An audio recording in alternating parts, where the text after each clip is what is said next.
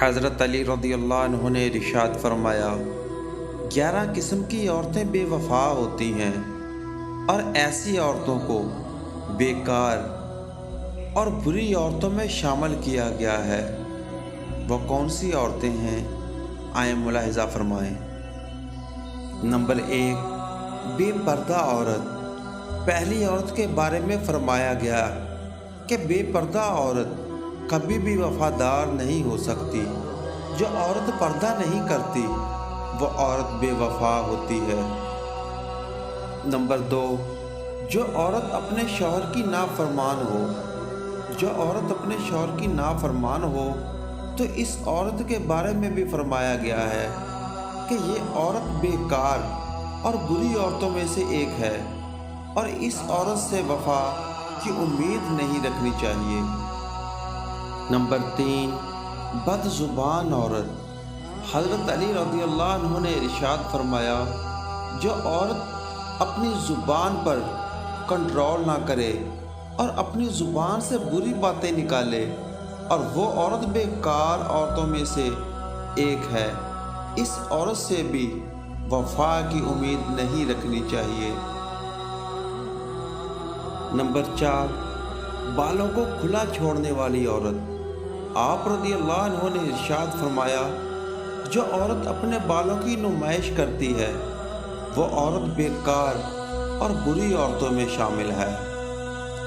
Number 5، وہ عورت جو اپنے آپ کو زیادہ عقل مند سمجھتی ہے اور اپنے خاندان کے لوگوں کو کمتر سمجھتی ہے، ایسی عورت بھی بری عورتوں میں سے ایک ہے اور اس سے بھی وفا کی امید نہیں رکھنی چاہیے۔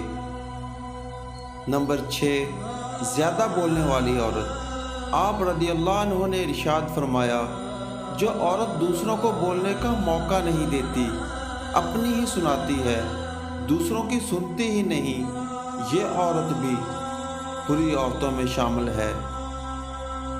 نمبر 7، وہ عورت جو زیادہ سونے کی عادی ہو، جس کو باقی کاموں سے زیادہ اپنی نیند پیاری ہوتی ہے، ایسی عورت بھی بیکار عورتوں میں سے ایک ہے۔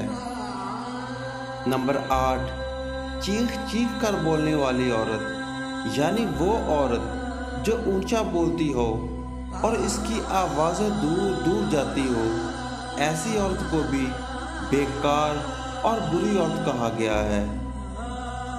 نمبر 9، وہ عورت جو باریک لباس پہنتی ہو اور اپنے جسم کی نمائش کرتی ہو، ایسی عورت بھی بیکار اور بری عورتوں میں شمار کی جاتی ہے۔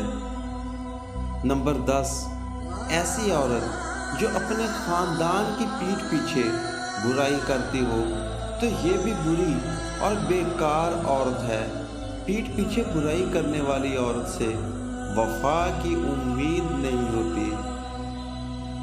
نمبر 11، وہ عورت جو زیادہ گھومنے پھرنے کی عادی ہو اور گھر رہنے کی بجائے بازاروں کے چکر لگاتی ہو۔